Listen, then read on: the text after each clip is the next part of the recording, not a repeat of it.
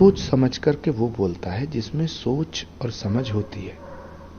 जिसमें समझ होगी वो सोच के बोलेगा। राहुल गांधी जी को एक आदत पड़ गई है, गंदी आदत, बुरी आदत,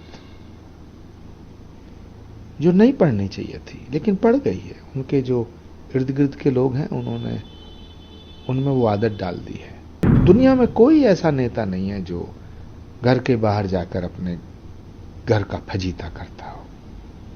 अकेले राहुल गांधी ऐसे। ये कर्मों के फल हैं, कांग्रेस पार्टी के पुराने पाप हैं जो कांग्रेस को भुगतने पड़ेंगे। शिवराज सिंह चौहान जी ने बिल्कुल ठीक कहा है कि राहुल गांधी जी नेता प्रतिपक्ष हैं, उन्हें सोच समझ के बोलना चाहिए। लेकिन मैं शिवराज जी से कहना चाहता हूं कि सोच समझ करके वो बोलता है जिसमें सोच और समझ होती है। जिसमें समझ होगी वो सोच के बोलेगा। जिसमें सोच होगी, जिसकी कोई सोच होगी, वो समझदारी की बात करेगा। अब जिसमें ना सोच है ना समझ, वो कैसे सोच समझ के बोलेगा। राहुल गांधी जी को एक आदत पड़ गई है, गंदी आदत, बुरी आदत, जो नहीं पढ़नी चाहिए थी लेकिन पड़ गई है। उनके जो इर्द गिर्द के लोग हैं उन्होंने उनमें वो आदत डाल दी है कि देश के बाहर जाके देश की तौहीन करो, देश की बुराई करो, देश को बेइज्जत करो। दुनिया में कोई ऐसा नेता नहीं है जो घर के बाहर जाकर अपने घर का फजीता करता हो। अकेले राहुल गांधी ऐसे।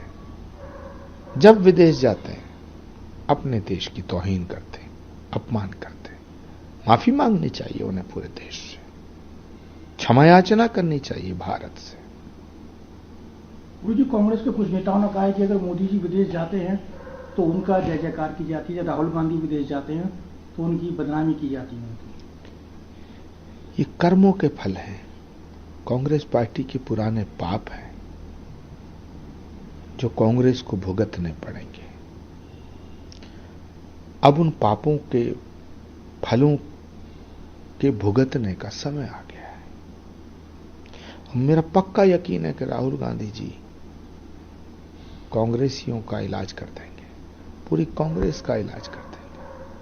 मुझे गठबंधन की बात करते हैं। इस बार हरियाणा में आम आदमी पार्टी और कांग्रेस का गठबंधन दिख नहीं रहा। 2 दिन समय कुल रह गया है पेपर नॉमिनेशन करने का, लेकिन अभी तक कोई फाइनल नहीं हुआ। आम आदमी पार्टी ने अपने उम्मीदवार उतार दिए और अब भी कह रहे हैं कांग्रेस की उम्मीद है कि गठबंधन हो सकता है।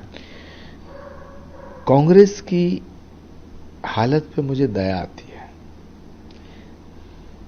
125 साल से ज्यादा पुरानी पार्टी, राष्ट्रीय पार्टी की ये हालत हो गई है कि रीजनल पार्टियों के चौखट पे गठबंधन के लिए गिड़गिड़ाते हैं।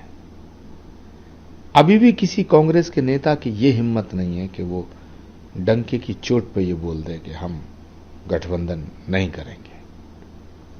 आम आदमी पार्टी ने अच्छा किया, लेकिन सवाल इस बात का है, समाजवादी पार्टी भी चाहती है कि हरियाणा में कुछ सीटें मिलें।